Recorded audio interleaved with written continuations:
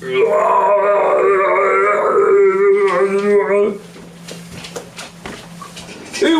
back to part 2 of how to brew at home.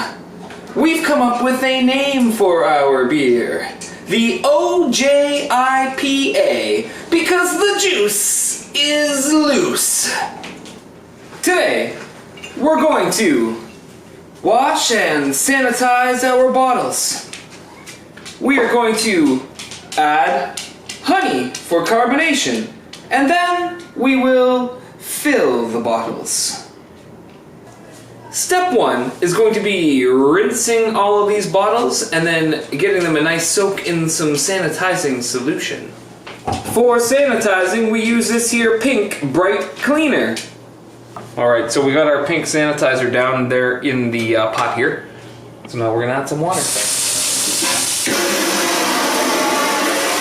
Oh yeah, pink stuff. You see here, I got my siphon and my hose. It's important to sanitize them. Especially the hose. My big old spoon. And then, for a little help cleaning the bottles, a nice brush. Before I dunk them in the sanitizer, I'm going to first rinse the bottles to get any moldy bits out of it. So let's go. Ah! My sink is very hot.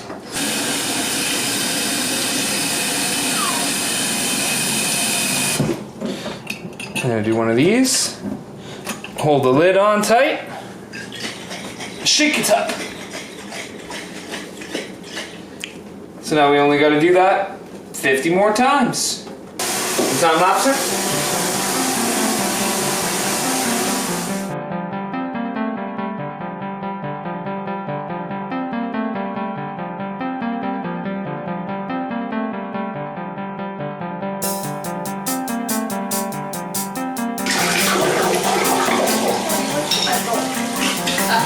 Where did I put your phone? I know where to put my phone. Oh, nice.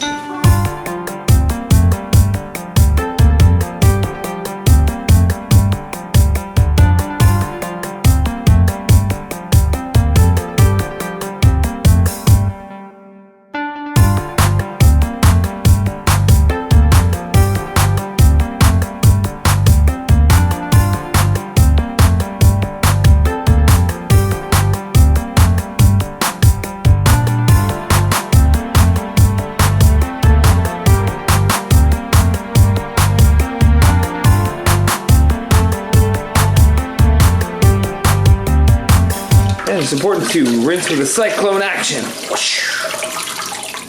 And all the water is gone. Maximum airflow. Yes. Woo-wee!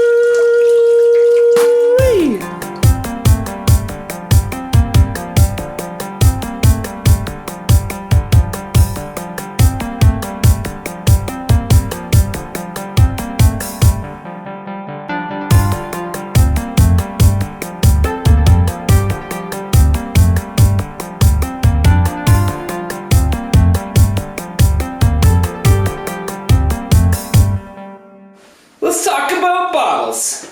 We got two sizes here. We've got 1.5 liters and 450 milliliters, or 0.45 liters. And 5.5 gallons, plus the extra bit of liquid that we're adding for the carbonation honey mixture, we're gonna need about 21 liters. So we have 6 of these for 9 liters, and 30 of these for 13.5 liters. And that gives us a total of 22.5 liters. I think that I'm doing my math correctly. Yep.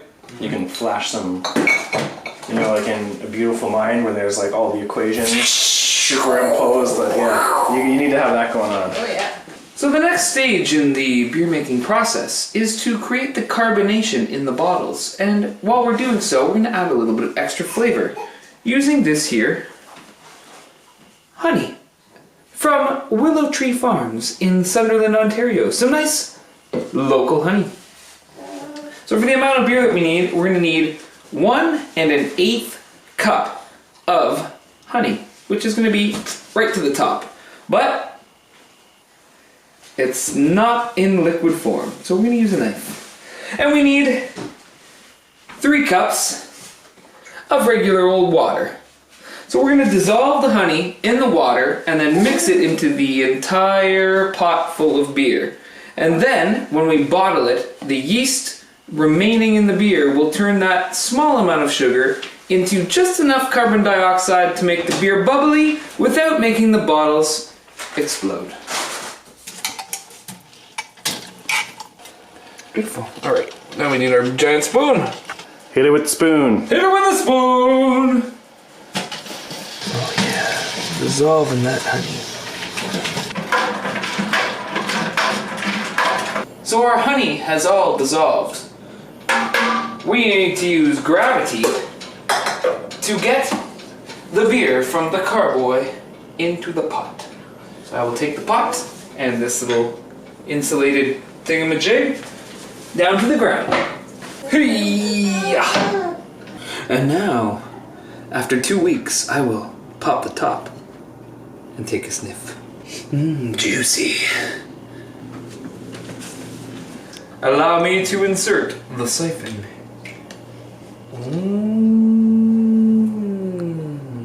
Penetrated. We'll take a close look here. A goo shot. And if you take a close look down at the bottom of the carboy, there is a goo. And we want to make sure not to suck up all of this goo. Maybe just a little goo for a gooey taste in our beer. And now we're going to siphon the beer from the carboy into our pot of mixed honey. Let's do it. Oh. Oh, now we're flowing. That's good flow.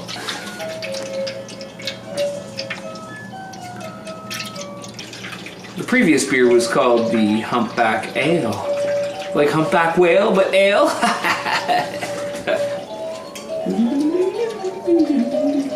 Still good flow. Still great flow. And then just our last bit here. Oh, I'm such a ninja. That was good. I love the music in the background. It'll be good. So through the siphoning process here, we've actually filtered the beer somewhat. We got rid of all the leftover bits of sludge. I guess that's bits of barley and bits of hops and all the unwanted stuff. Though it just makes me want to pour it in, you know? Looking at it, looks so tasty. Just want to drink it like this. Big old sludge. You should drink a little bit for sure right now. Oh, this is gross. How is it? This is the kind of shit I do. This is the kind of thing I do for YouTube, you know? Is it good though? So I'm pretty knowledgeable about these things these days. That looks like baby poop. I could really use a beer to rinse that beer down. What we've learned in the past in all our brew making experience is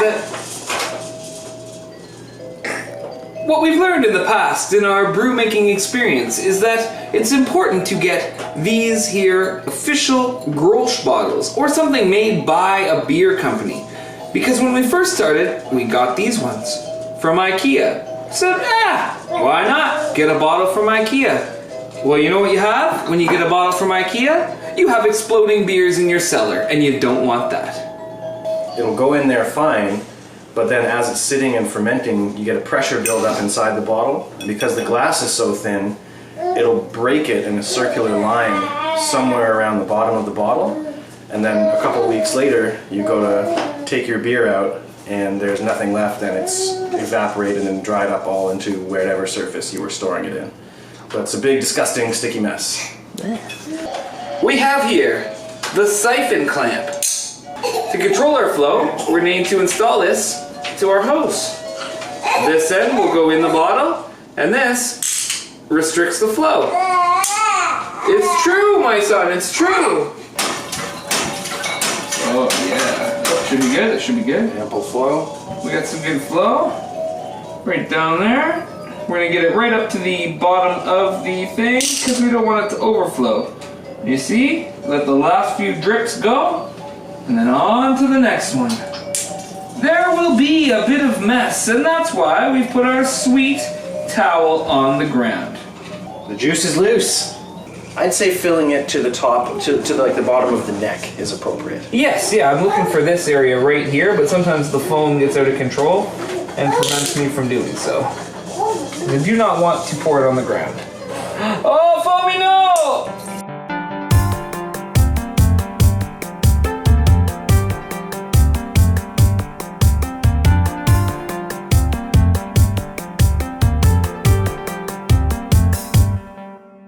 The last few grips. I'm thinking, ooh, this one needs a little bit. Good redundancy. Yes. I will explain that. It's very important to have beer bottle redundancy in case of mold or je ne sais quoi. Rocco, no more, okay? This is a professional shoot. Now all that remains is to seal the bottles up. I've got those little red rubber stoppers that I've got to make sure are nice and straight. And down she goes. You can see right there, all the way around. Nice and evenly sealed. That's focusing on you. Focus on this. So there you have it. Part 2 of brewing the beer is complete. We were able to create 26 of these small bottles worth of beer and 6 of these big bottles of beer. And we split it down the middle nice and evenly.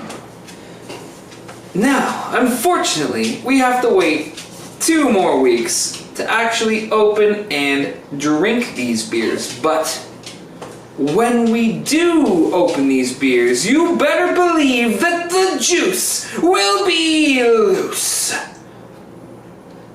Please subscribe and like the video and check out some of these videos right here. That'd be great. Bye, everybody. Bye.